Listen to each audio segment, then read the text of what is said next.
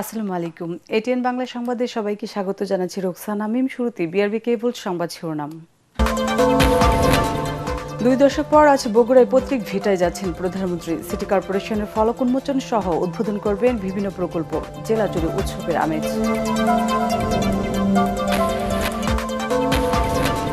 আজ সারা দেশে শুরু হচ্ছে হাম ও রুবেলা টিকাদান। 24 ঘন্টায় হামে 4 জনের মৃত্যু, হাসপাতালে ভর্তি প্রায় 1200।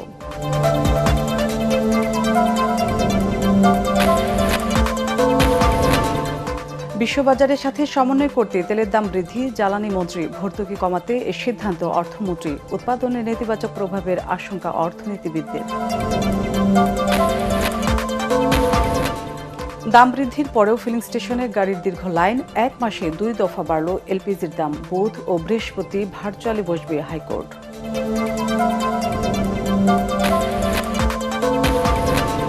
এবং তেহরানের জন্য শান্তি চুক্তির এটাই শেষ সুযোগ। ডোনাল্ড ট্রাম্পের হুঁশিয়ারি, নৌ অবরোধ না তুললে পাকিস্তানে যাবে না ইরান। তাসনিম নিউজের তথ্য। শুনছিলেন বিআরবি কেবল সংবাদ শিরোনাম, এবার বিস্তারিত।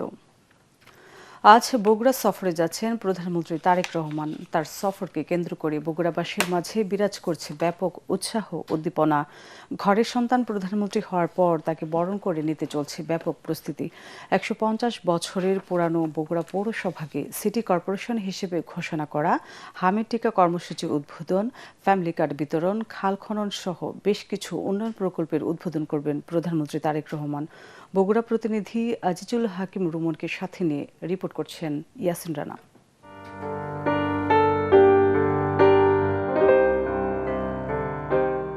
শহর থেকে গ্রাম, সড়ক থেকে মহাসড়ক, সবখানেই চলছে সাজসজ্জা। ঘরের সন্তান যখন প্রধানমন্ত্রী, তখন আনন্দ উচ্ছ্বাসটা অনেকটাই বেশি বগুড়াবাসীর। প্রধানমন্ত্রী তারেক রহমানের এই সফর শুধুই আনুষ্ঠানিকতা নয়, বগুড়ার মানুষের জন্য নতুন প্রত্যাশার বার্তা। এই সফরে বগুড়া পৌরসভাকে দেশের 13তম সিটি কর্পোরেশন হিসেবে ঘোষণা করার পাশাপাশি বেশ কয়েকটি অবকাঠামো উন্নয়ন, স্বাস্থ্য খাতে আধুনিক সুবিধা সম্প্রসারণ, খাল খনন ও জলাবদ্ধতা নিরসন সহ নানা প্রকল্প উদ্বোধন করবেন প্রধানমন্ত্রী। এ নিয়ে ব্যাপক উচ্ছ্বাস কাজ করছে সাধারণ মানুষের মধ্যে। 20 বছর পর উনি বগুড়াতে আসতেছেন এবং প্রধানমন্ত্রী হিসেবে আসতেছেন। বগুড়ার সন্তান প্রধানমন্ত্রী আকারে আসতেছেন। মানুষের মধ্যে আকাঙ্ক্ষা উচ্ছ্বাস অনেক বেশি ঈদের মতো আনন্দ আর কি। অন্যান্য জেলার সাথে সমন্বয় করে আমাদের যেন বগুড়া উন্নয়ন হয়। বিকেলে প্রধানমন্ত্রী শহরের আলতাফুন্নেসা খেলার মাঠে এক জনসভায় বক্তব্য রাখবেন। জনসভাকে কেন্দ্র করে ইতিমধ্যে সম্পন্ন হয়েছে ব্যাপক প্রস্তুতি। 150 বছরের পুরানো যে পৌরসভা, বাংলাদেশের সর্ববৃহৎ পৌরসভা ছিল এটি, যেটি 2006 সালে তারই হাত দিয়ে 12টি ওয়ার্ডকে তিনি 21টি ওয়ার্ড করেছিলেন এই সিটি কর্পোরেশন করার উদ্দেশ্য নিয়েই। সেটি আজকে তার হাত ধরেই বাস্তবায়িত হতে যাচ্ছে। সারিয়াকান্দি এক নদী ভাঙ্গন কবলিত এলাকা, কাজী তার কাছে আমরা প্রত্যাশা করি এই সারিয়াকান্দি সোনাতলার নদী ভাঙ্গন একটা স্থায়ী সমাধান হবে। বগুড়াবাসী সেই 17 বছরের বঞ্চনা সব ঘুচে গিয়ে নতুন বঞ্চনার বাংলাদেশের থেকে একটা উন্নত বাংলাদেশ গড়তে সর্বোচ্চ সহযোগিতা করবেন মাননীয় প্রধানমন্ত্রী। এটা বগুড়াবাসী প্রাণের দাবি। এছাড়া দীর্ঘ 19 বছর পর পৈতৃক ভিটা গাবতলীর বাগবাড়িতে যাবেন প্রধানমন্ত্রী তারেক রহমান। সেখানে ফ্যামিলি কার্ড বিতরণ, খাল খনন ও পিতা জিয়াউর রহমানের নামে গ্রাম্য হাসপাতাল পরিদর্শন করবেন তিনি। বগুড়া হবে উন্নয়নের শহর, এমনটাই প্রত্যাশা সকলের। ইয়াসিন রানা, এটিএন বাংলা, বগুড়া। সারা দেশে আজ থেকে হাম ও রুবেলা টিকা বিশেষ টিকা ক্যাম্পেইন শুরু হচ্ছে বলে জানিয়েছেন স্বাস্থ্যমন্ত্রী সরদার সাখাওয়াত হোসেন। স্বাস্থ্য মন্ত্রণালয়ের ওয়েবসাইটে দেয়া এক ভিডিও বার্তায় এই কথা জানান তিনি। এ সময় স্বাস্থ্যমন্ত্রী বলেন, সরকার প্রতিটি শিশুর স্বাস্থ্য সুরক্ষায় কাজ করছে। এদিকে দেশে গত 24 ঘন্টায় হামে 1 শিশু এবং উপসর্গ নিয়ে 3 জনের মৃত্যু হয়েছে। একই সময়ে নতুন করে হামে আক্রান্ত হয়েছে 165 জন এবং উপসর্গ নিয়ে হাসপাতালে ভর্তি হয়েছে 1197 জন। স্বাস্থ্য অধিদপ্তরের প্রেস বিজ্ঞপ্তিতে এসব তথ্য জানানো হয়। এতে বলা হয়, গত 15 মার্চ থেকে এ পর্যন্ত সারা দেশে হামে মৃত্যু হয়েছে 36 জনের এবং উপসর্গ নিয়ে আরও 181 জন শিশু মারা গেছে। আগামী 20 এপ্রিল 2026 থেকে দেশব্যাপী 6 মাস থেকে 5 বছরের কম বয়সী সকল শিশুদের জন্য বিনামূল্যে 1 ডোজ টিকাদান অর্থাৎ হামের 1 ডোজ টিকাদান কর্মসূচি শুরু করতে যাচ্ছি। আসুন সকলে মিলে শিশুদের বিনামূল্যে 1 ডোজ হামের টিকা গ্রহণ নিশ্চিত করি। বিশ্ববাজারের সাথে সমন্বয় করতে বাধ্য হয়ে সরকার জ্বালানি তেলের দাম বাড়িয়েছে বলে জানিয়েছেন জ্বালানি মন্ত্রী। তিনি স্বীকার করেন মোটা অঙ্কের ভর্তুকি দেয়া কঠিন হয়ে পড়েছিল। এদিকে অর্থমন্ত্রী দাবি করেন আন্তর্জাতিক মুদ্রা তহবিল IMF এর চাপে নয়, সরকারের তহবিল ঠিক রাখতে তেলের দাম বাড়ানো হয়েছে। এর ফলে জিনিসপত্রের দাম বাড়তে পারে আবার নাও পারে। সচিবালয়ে এসব কথা বলেন দুই মন্ত্রী। রিপোর্টে জানাচ্ছেন মাহবুব কবির চপল। জ্বালানি তেলের মূল্য বৃদ্ধির কোনো পরিকল্পনা বর্তমান গণতান্ত্রিক সরকার অর্থাৎ জনগণের ভোটে নির্বাচিত সরকারের নেই। কথা রাখেনি সরকার। এপ্রিল শেষ না হতেই জ্বালানি তেলের দাম বাড়ানো হলো লিটারে 15 থেকে 20 টাকা। তবুও বদলায়নি পাম্পের সামনের চিত্র। জ্বালানি মন্ত্রী স্বীকার করেন তেল কিনতে গিয়ে দেয়ালে পিঠ ঠেকে গেছে সরকারের, তাই দাম বাড়ানো ছাড়া উপায় ছিল না। সারা বিশ্ব তাদের তেলের দাম অ্যাডজাস্ট করেছে, এমনকি আমেরিকাও $5 বাড়াই দিচ্ছে। তো সেইখানে আমরা বাংলাদেশে যুদ্ধ লাগার পর থেকে আমরা যে ইম্পোর্ট করে যে স্টক তৈরি করেছি তার যে দাম পড়েছে সেই দামের থেকে নিচে আমরা এখন প্রাইস অ্যাডজাস্টমেন্ট করছি। এটা করতে বাধ্য হয়েছি আমরা, কেননা এটা বৈদেশিক মুদ্রাতে কিনতে হয় এবং সেটা যাতে কিছু বেরিয়ে আমরা যেন স্বয়নীয় লেভেলে থাকতে পারি সেই ব্যবস্থা করেছে। ভর্তুকি এখনও আছে। ইফ ইউ ওয়ান্ট অ্যাকুরেট হিসাব তাহলে আমার মন্ত্রণালয়ে যে বসে ওখান থেকে হিসাব নিয়ে নাও। আগামী জুনে IMF-এর $130 কোটি না পাওয়ার খবরের মধ্যেই বাড়ল তেলের দাম। গুঞ্জন আছে ঋণের অনিশ্চয়তায় এই সিদ্ধান্ত নিয়েছে সরকার। তবে যুক্তরাষ্ট্র থেকে ফিরে তা অস্বীকার করেন অর্থমন্ত্রী। তেলের দাম না বাড়লে সরকার দেশ চালাবেন কি করে? সুতরাং আমরা শেষ পর্যন্ত যতটুকু পেরেছি আমরা সরকারের পক্ষ থেকে বাড়ি না IMF এর সাথে শুনেন, আপনি আমার কথা শুনেন, IMF এর সাথে দাম বাড়ানোর কোনো সম্পর্ক নেই। আমি পরিষ্কার ভাষায় বলছি, এটা বরঞ্চ আমরা দামও কিন্তু বেশি বাড়াইনি। জ্বালানি তেলকে বলা হয় অর্থনীতির হৃৎপিণ্ড। দাম বাড়ানোয় জনজীবনে আরেক দফা চাপের আশঙ্কা রয়েছে, তবে অর্থমন্ত্রী তা মনে করছেন না। এইটা বাড়াতে হয়েছে শুধুমাত্র আমাদের তহবিলের উপর এত প্রেশার আসতেছে, আমাদের তো বাকি প্রোগ্রাম চালাতে হবে। মূল্যস্ফীতি তো বাড়তেই পারে, আবার নাও বাড়তে পারে। আপনি এটা কি করে বলতে পারেন?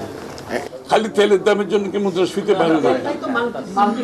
না না, আরে আপনি বাস্কেটের মধ্যে তেলের দাম যদি সবকিছু হিসাব করেন, ফুড সহ সবকিছু মিলে, এটা খুব একটা সামান্য। অর্থমন্ত্রী বলেন IMF-এর ঋণের বাকি $186 কোটি পেতে এখনো আলোচনা চলছে।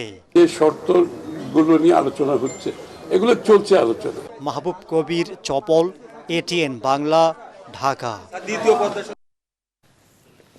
জ্বালানি তেলের দাম বৃদ্ধির কারণে দেশে কৃষি খাদ্য ও উৎপাদন খাতে নেতিবাচক প্রভাব পড়বে। সেই সাথে সরকারের প্রতি জনগণের অনাস্থা তৈরি হবে বলে মন্তব্য করেছেন জ্বালানি বিশেষজ্ঞ ও ক্যাব উপদেষ্টা শামসুল আলম। এদিকে সরকার নিরুপায় হয়ে জ্বালানি তেলের দাম বাড়িয়েছে বলে মন্তব্য করেছেন সেন্টার ফর পলিসি ডায়ালগ CPD-র নির্বাহী পরিচালক খন্দকার গোলাম মোয়াজ্জেম। জ্বালানি নিরাপত্তা নিশ্চিতে আগামী বাজেটে বিশেষ বরাদ্দ ও বিকল্প উৎস খোঁজার পরামর্শ তার। তরিক ইসলামের রিপোর্ট। ইরান যুক্তরাষ্ট্রের যুদ্ধের প্রভাব বিশ্বজুড়ে। জ্বালানি তেলের সংকটে টালমাটাল বিশ্ব অর্থনীতি। এমন বাস্তবতায় শনিবার জ্বালানি তেলের দাম বাড়িয়েছে সরকার, যেখানে লিটার প্রতি 18 থেকে 20 টাকা পর্যন্ত বাড়ানো হয় সব ধরনের তেলের দাম। সরকারের এমন সিদ্ধান্তে মিশ্র প্রতিক্রিয়া জানিয়েছে জ্বালানি বিশেষজ্ঞরা। তেলের দাম বৃদ্ধির ফলে জনজীবনে ব্যাপক প্রভাব পড়বে বলে জানান ক্যাব উপদেষ্টা শামসুল আলম। একদিকে এখন জ্বালানি নিরাপত্তা হুমকির মধ্যে আছে, মানুষ জ্বালানি বুভুক্ষার শিকার, মানুষ দুর্ভিক্ষ অবস্থার শিকার, খাদ্য নিরাপত্তার অভাবে আসতে পারে, সেই চ্যালেঞ্জ এখন তীব্র হলো। ইন্ডাস্ট্রিয়াল পণ্যের দাম বাড়লো, কৃষি পণ্যের দাম বাড়লো, খাদ্যের দাম বাড়লো, নিত্য প্রয়োজনীয় দাম বাড়বে, বস্তু বা সেবার দাম বাড়বে। তাহলে আপনি 80% মানুষ হচ্ছে নিম্ন আয়ের মানুষ। মূল্যস্ফীতিতে আর একদিকে থাকবে মুদ্রাস্ফীতিতে, এই দুই দিকে ক্রস করে যাবে এবং এটা বিদ্যুতের দাম বাড়বে, গ্যাসের দাম বাড়বে, এগুলো বাড়িয়ে বাড়িয়ে সরকার এইভাবে অর্থনীতিকে চরম বিপর্যয়ের মধ্যে ফেলে দেবে। দেশের জ্বালানি নিরাপত্তা নিশ্চিতে আমদানি নির্ভরতা কমিয়ে বিকল্প উৎস খোঁজার পরামর্শ সিপিডির নির্বাহী পরিচালকের। আমরা মনে করি যে সরকারের দ্রুত দীর্ঘমেয়াদী এলএনজি থেকে বেরিয়ে আসার প্রয়োজন রয়েছে। আগামী বাজেট একটা সুবর্ণ সুযোগ হতে পারে সরকারের এই জ্বালানি সংক্রান্ত চ্যালেঞ্জগুলো মোকাবেলার ক্ষেত্রে রিনিউয়েবল সংক্রান্ত যে ধরনের উদ্যোগ রয়েছে সেটা বিদ্যুৎ উৎপাদনে, কৃষিতে, শিল্পে, সেবায় এবং বাসাবাড়িতে এই যত ধরনের শুল্ক কাঠামোকে একেবারে সহজ করে এগুলোকে শূন্য শুল্কতে নিয়ে আসা। জ্বালানি তেল নিয়ে কোনো কারসাজি হচ্ছে কিনা তা খতিয়ে দেখারও কথা জানান বিশেষজ্ঞরা। তরিক ইসলাম, এটিএন বাংলা, ঢাকা। জ্বালানি তেলের দাম বাড়ার পরও রাজধানীর ফিলিং স্টেশনগুলিতে যানবাহনের দীর্ঘ লাইন। আগের মতো ভোগান্তিতে গ্রাহকরা।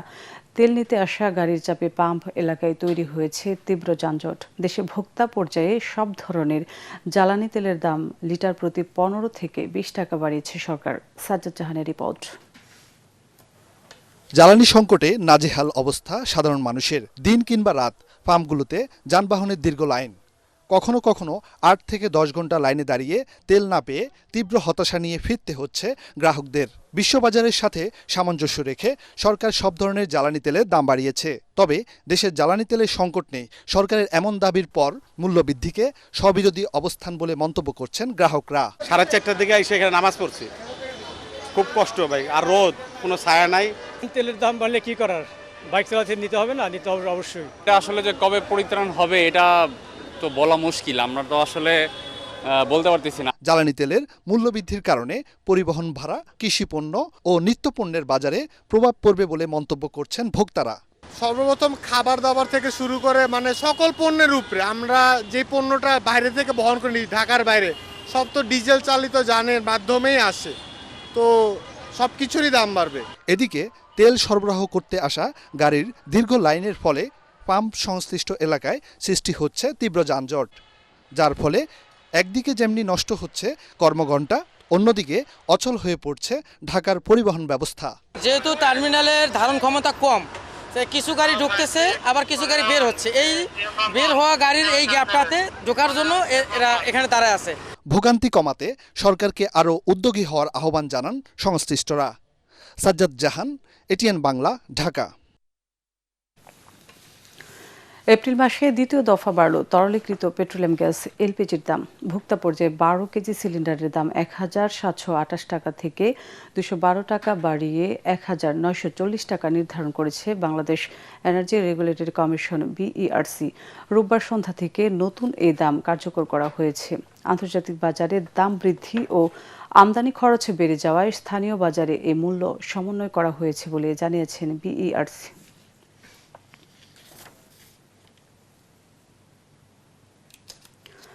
জ্বালানি ও বিদ্যুৎ সাশ্রয়ে সপ্তাহে 2 দিন হাইকোর্ট বিভাগে ভার্চুয়ালি বিচার কাজ চলবে। হাইকোর্ট বিভাগের রেজিস্ট্রার নুরুল আমিন বিপ্লব স্বাক্ষরিত বিজ্ঞপ্তিতে এ তথ্য জানানো হয়। বিজ্ঞপ্তিতে বলা হয়, আদালত কর্তৃক তথ্য প্রযুক্তি ব্যবহার আইন 2020 এবং সুপ্রিম কোর্ট কর্তৃক জারিকৃত প্র্যাকটিস ডাইরেকশন অনুসরণ করে তথ্য প্রযুক্তি ব্যবহার করে প্রতি সপ্তাহে বুধ ও বৃহস্পতিবার এই 2 দিন হাইকোর্ট বিভাগে ভার্চুয়ালি কোর্ট পরিচালনার উদ্যোগ গ্রহণ করা হয়েছে।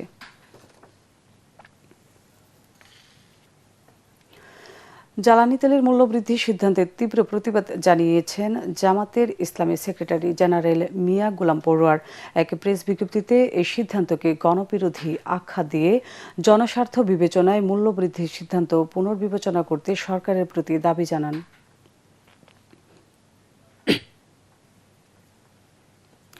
কৃত্রিম সংকট তৈরি করে সরকার পরিকল্পিতভাবে জ্বালানি তেলের দাম বাড়িয়েছে বলে অভিযোগ করেছেন জাতীয় নাগরিক পার্টি এনসিপির আহ্বায়ক নাহিদ ইসলাম। রাজধানীর বাংলা মোটরে সংবাদ সম্মেলনে তিনি বলেন, সরকারের মধ্যে স্বচ্ছতার অভাব রয়েছে। পুরনো কায়দায় সরকার বাক স্বাধীনতা হরণ করছে বলেও অভিযোগ করেন তিনি। এই সময় এবি পার্টি, আপ বাংলাদেশ ও বৈষম্য বিরোধী ছাত্র আন্দোলনের ৪৭ জন সদস্য এনসিপিতে যোগ দেন। নাহিদ ইসলাম বলেন, ছাত্রলীগের কেউ যদি এনসিপির আদর্শকে ধারণ করে তারাও দলে যোগ দিতে পারবেন।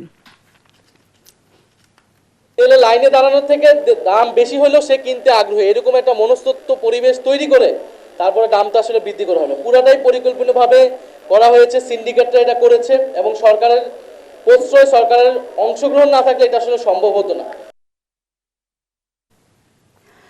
জাতীয় সংসদে স্বতন্ত্র সংসদ সদস্য রুমিন ফারহানার বক্তব্য চলাকালে সরকারি দলের কিছু সদস্যদের অশালীন অঙ্গভঙ্গি করার অভিযোগ এনে এর তীব্র নিন্দা জানিয়েছে বিরোধী দলীয় নেতা ডক্টর শফিকুর রহমান। সংসদে শালীন পরিবেশ ও শিষ্টাচার বজায় রাখার আহ্বানও জানান তিনি। এর আগে জ্বালানি সংকট নিয়ে সরকারের তীব্র সমালোচনা করে রুমিন ফারহানা বলেন, জ্বালানি নিয়ে সরকার মিথ্যাচার করছে। দলীয় নেতা মন্ত্রীরা যখন সংসদে বক্তব্য দেন তখন তারা অবলীলায় বলেন বাংলাদেশে জ্বালানির কোনো ঘাটতি নাই, কিন্তু মাননীয় স্পিকার যখন তেল নিতে যায় তখন দেখা যায় ৩ কিলোমিটার লম্বা লাইন। মাননীয় স্পিকার, সরকার সম্ভবত কিছু পদক্ষেপ গ্রহণ করবার ঘোষণা দিয়েছে। তার একটা হচ্ছে মার্কেট প্লেস ৭টা বাজে বন্ধ করে দেয়া। চমৎকার সিদ্ধান্ত মাননীয় স্পিকার, তবে মনে রাখতে হবে কেনা কাটা বা শপিং যেটুকু হয় সেটুকু সন্ধ্যার পরেই হয়, তার আগে হয় না।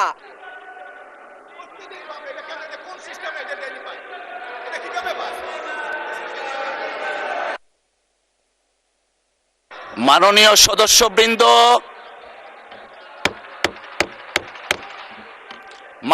সদস্যবৃন্দ, please let us discipline ourself. একজন স্বতন্ত্র সংসদ সদস্য তিনি যখন কথা বলছিলেন, দুঃখজনকভাবে ট্রেজারি বেঞ্চ থেকে সম্মানিত কিছু সদস্য এমন কিছু অঙ্গভঙ্গি করেছেন যেটা আমার বিবেকে আঘাত লেগেছে। আমি এটা আশা করি না। 4 বার 5 বার নির্বাচিত হয়ে এই সংসদে যারা এসেছেন তাদের কেউ কেউ এই কাজটা করেছেন। আমি এখানে তাদের নাম বলে আমি নিজে লজ্জা পেতে চাই না। আমরা প্রথম দিনই অনুরোধ করেছিলাম ভালো কিছু সংস্কৃতির চর্চা হোক এখানে। এবার ইরান আমেরিকা যুদ্ধ প্রসঙ্গ।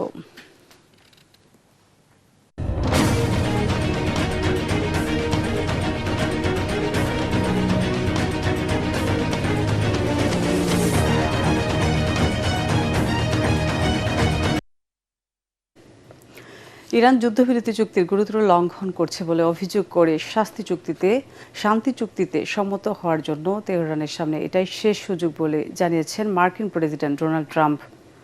তা না হলে ইরানকে ধ্বংস করে দেওয়ার হুমকি দিয়েছেন তিনি।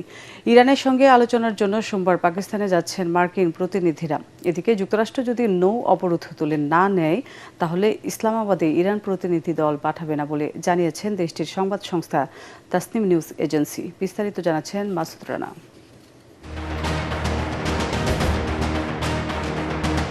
ইরানের সঙ্গে দ্বিতীয় দফার আলোচনায় বসতে যাচ্ছে যুক্তরাষ্ট্র। এরই মধ্যে সম্ভাব্য দ্বিতীয় দফার বৈঠককে সামনে রেখে পাকিস্তানের প্রস্তুতি শুরু হয়েছে। আগামী শুক্রবারের আগে এই বৈঠক অনুষ্ঠিত হতে পারে। সংবাদ মাধ্যম আল জাজিরা জানিয়েছে, এরই মধ্যে রাওয়ালপিন্ডি নূর খান বিমান ঘাঁটিতে যুক্তরাষ্ট্রের বিশেষ প্রতিনিধি দল নিয়ে 2টি বিমান অবতরণ করেছে। হরমুজ প্রণালীতে ইরানের গুলি চালানোকে যুদ্ধবিরতি চুক্তি লঙ্ঘন বলে জানিয়েছেন মার্কিন প্রেসিডেন্ট ডোনাল্ড ট্রাম্প। আল জাজিরার প্রতিবেদনে বলা হয়, শান্তি চুক্তি না হলে ইরানকে গুড়িয়ে দেওয়ার হুঁশিয়ারও দেন ট্রাম্প। সামাজিক যোগাযোগ মাধ্যম ট্রুথ সোশ্যালে দেওয়া এক পোস্টে তিনি এই হুঁশিয়ারি দেন। ট্রাম্প জানান, নিরাপত্তার শঙ্কায় ইরানের সঙ্গে আলোচনায় এবার অংশ নেবেন না মার্কিন ভাইস প্রেসিডেন্ট জেডি ভ্যান্স।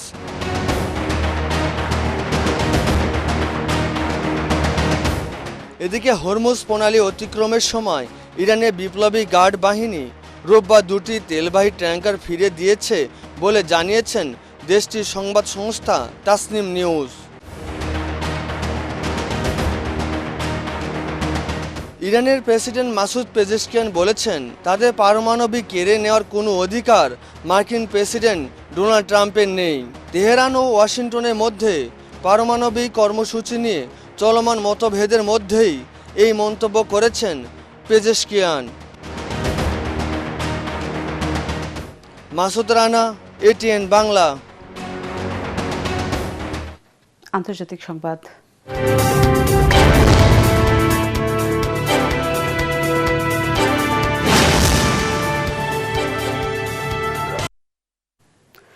প্রায় 50 দিন ধরে চলা ইরান যুদ্ধের কারণে উত্তোলন করা হয়নি $50 বিলিয়নেরও বেশি মূল্যের অপরিশোধিত তেল। এই সংকটের প্রভাব আগামী কয়েক মাস থেকে কয়েক বছর পর্যন্ত চলবে বলে ব্রিটিশ বার্তা সংস্থা রয়টার্সের প্রতিবেদনে বলা হয়েছে। প্রতিবেদনে বলা হয়, সৌদি আরব, কাতার, সংযুক্ত আরব আমিরাত, কুয়েত, বাহরাইন ও ওমান থেকে জেট ফুয়েল রপ্তানি গত ফেব্রুয়ারি মাসের 1,96,00,000 ব্যারেল থেকে নেমে মার্চ ও এপ্রিল মিলিয়ে দাঁড়িয়েছে মাত্র 41 লাখ ব্যারেলে। তবে হরমুজ প্রণালী খুলে দেয়া হলেও উৎপাদন ও সরবরাহ স্বাভাবিক হতে সময় লাগবে বলে মনে করছেন বিশ্লেষকরা। খেলার খবর।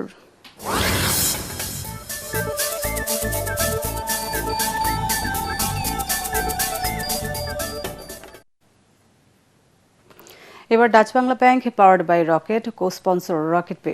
বাংলাদেশ নিউজিল্যান্ড সিরিজ প্রসঙ্গ। নিউজিল্যান্ডের কাছে প্রথম ওয়ানডে ম্যাচে পরাজয়ের কারণে ব্যাকফুটে এখন বাংলাদেশ ক্রিকেট দল। সিরিজে টিকে থাকতে হলে দ্বিতীয় ওয়ানডেতে জিততে হবে টাইগারদের। ম্যাচে ফিরতে তাই মরিয়া হয়ে আছে ফিল সিমন্সের শীর্ষরা। তাছাড়া কিউইদের হারানোর পাশাপাশি র্যাঙ্কিংয়ে এগিয়ে যাওয়ার ব্যাপারও থাকছে বাংলাদেশের জন্য। তা না হলে আসন্ন বিশ্বকাপ ক্রিকেটে সরাসরি খেলার সুযোগ হারানোর সম্ভাবনা আছে লাল সবুজের দলের। তবে আশায় বুক বাঁধছেন টাইগার পেসার শরীফুল ইসলাম। এদিকে সিরিজ জয়ের এত কাছে নিজেদের হতাশ করতে চাইছে না নিউজিল্যান্ড।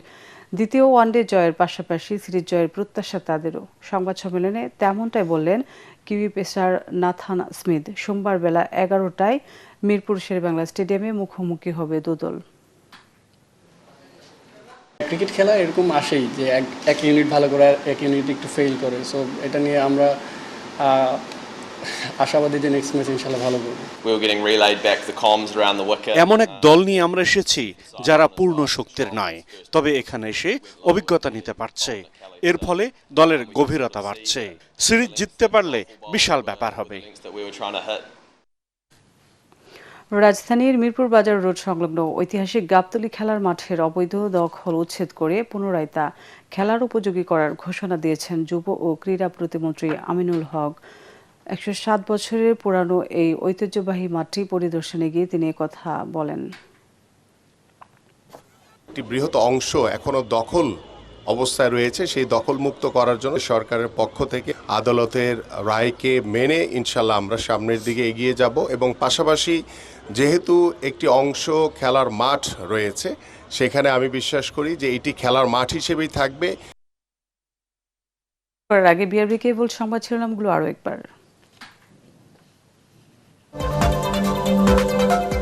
2 দশক পর আজ বগুড়ায় পৈতৃক ভিটে যাচ্ছেন প্রধানমন্ত্রী। সিটি কর্পোরেশনের ফলক উন্মোচন সহ উদ্বোধন করবেন বিভিন্ন প্রকল্পের। জেলা জুড়ে উৎসবের আমেজ। আজ সারা দেশে শুরু হচ্ছে হাম ও রুবেলা টিকাদান। 24 ঘন্টায় হামে 4 জনের মৃত্যু, হাসপাতালে ভর্তি প্রায় 1200।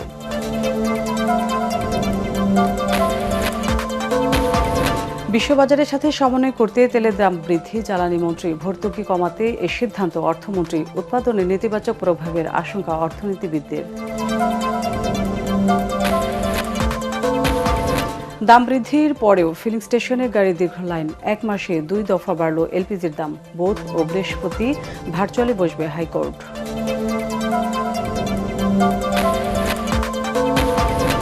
এবং তেহরানের জন্য শান্তি চুক্তির এটাই শেষ সুযোগ। ডোনাল্ড ট্রাম্পের হুঁশিয়ারি, নৌ অবরোধ না তুললে পাকিস্তানে যাবে না ইরান। তাসনিম নিউজের তথ্য।